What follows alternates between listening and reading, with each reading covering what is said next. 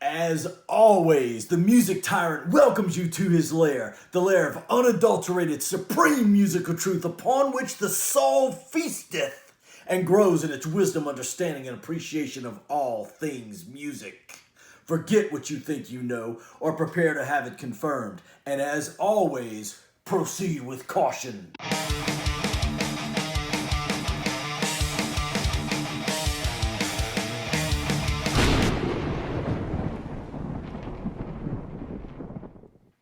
Subscribers, non-subscribers, YouTube junkies, first-time YouTubers, casual music fans who let the radio and pop culture tell them what they're supposed to embrace as good music, and serious music connoisseurs, do we have an album for you today. Today's album of the day that I, the Music Tyrant, will immutably examine and do so with unequaled, unparalleled, and unsurpassed knowledge, wisdom, and objectivity is none other than 1982's immensely popular Thriller by Michael Jackson.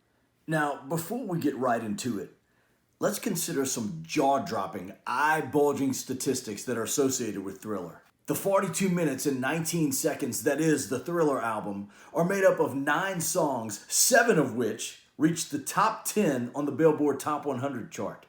7 of the 9. This set a record for the most top 10 singles deriving from the same album. It's amazing. Not only that, but 2 of those 7 songs, Beat It and Billie Jean, both reached number 1. At one point, this album was selling 1 million copies a week back in the day when people actually bought albums. By the end of 1983, listen to this, 32 million copies of Thriller had been sold, and it was the best-selling album in the world in 1983 and 1984, which was another record. Thriller remains the best-selling album of all time, having sold 66 million copies. That's a lot of albums.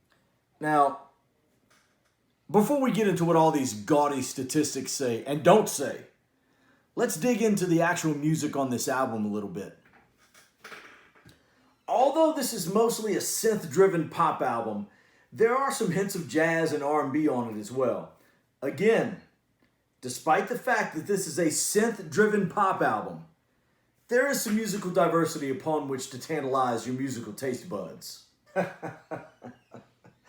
Please understand, though, by musical diversity upon which to tantalize your taste buds, the Music Tyrant is more alluding to milk chocolate, sweet tarts, and orange Fanta, not filet mignon, lobster, and ossobuco. You see, you're not going to find top-tier musicianship, except for one song that we'll get into later.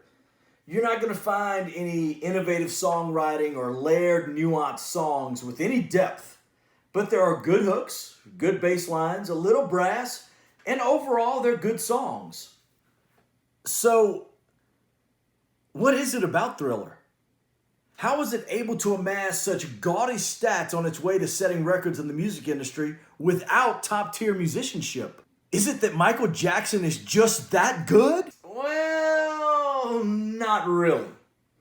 In fact, Michael Jackson is only a small fraction for the reason of the success of Thriller. Let's start with the year, 1982.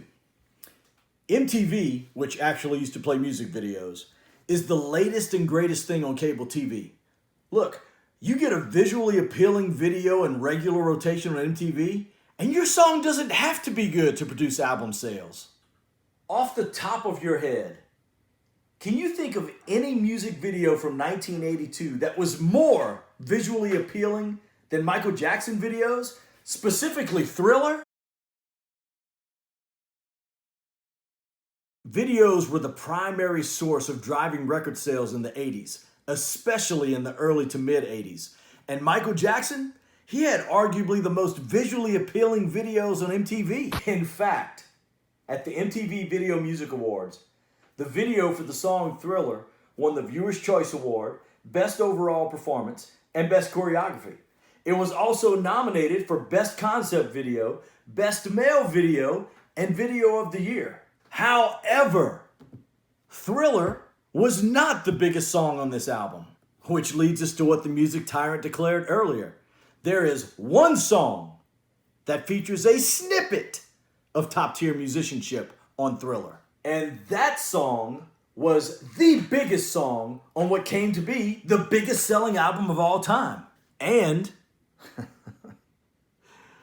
take a deep breath, that had nothing to do with Michael Jackson. If you know anything at all about Michael Jackson, then you know exactly what song I'm talking about. So what separates Beat It from the rest of the songs on Thriller? And I'm not talking about the top-tier musicianship, which obviously sets it apart from the rest of the album. I'm talking about what separates Beat It from the rest of the songs on Thriller for casual, radio-shackled, non-discerning listeners. It is the sound of that distorted electric guitar and that insane guitar solo. The casual average listener has no idea the level of musical excellence that is being unleashed upon their untrained ears, nor do they, or can they, have any appreciation for it. But it is precisely this element that is missing from the rest of the songs that sets Beat It apart and made it the biggest song on the biggest selling album of all time. So, who is it that is ripping apart that guitar on Beat It? And who is it that composed all of that music that separates Beat It from the rest of Thriller's songs? None other than the greatest guitar player who has ever lived, Mr. Edward Van Halen.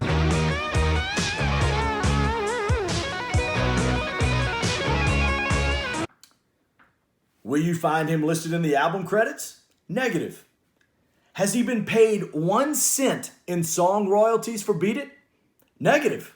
You see, music Tyrant students, Edward Van Halen is a real musician. He offered his services free of charge because real musicians are always about the music. So what does this tell us? Not even the video that won almost every award could overcome the sheer force of elite musicianship. Not even the video that won almost every award could drive the song from that video past the only song on the Thriller album to put top-flight musicianship on display. Even if it was unbeknownst to the average listener. What else does it tell us? Take a deep, deep breath. The success of Beat It had very, very, very, very little to do with Michael Jackson. But Music Tyrant, you may be thinking, as your brain begins to be unlocked simply from being in the presence of the Music Tyrant. That's only one song. What about all the other songs? 7 out of the 9 on Thriller cracked the top 10. Michael Jackson deserves way more musical credit than you're giving him.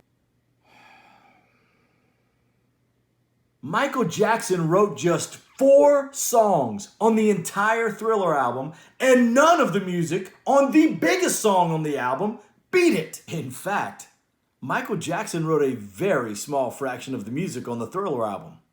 The list of songwriters on the Thriller album includes Rod Temperton, John Bettis, James Ingram, and even Steve Porcaro from the band Toto, who is widely regarded as one of the most talented and diverse musicians, regardless of genre. And of course, Eddie Van Halen. So then, what are we to conclude about Michael Jackson's Thriller? Well, the obvious and correct conclusion is that we simply have another synth-driven, appeal to the masses, bubblegum and pixie sticks pop album. Is it as special as it's hyped up to be?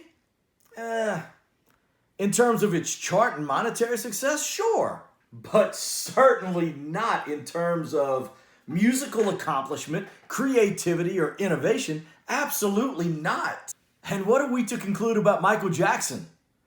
Michael Jackson was a great dancer, a fantastic choreographer, and an accomplished entertainer. He was an average vocalist. And he was most definitely not a musician.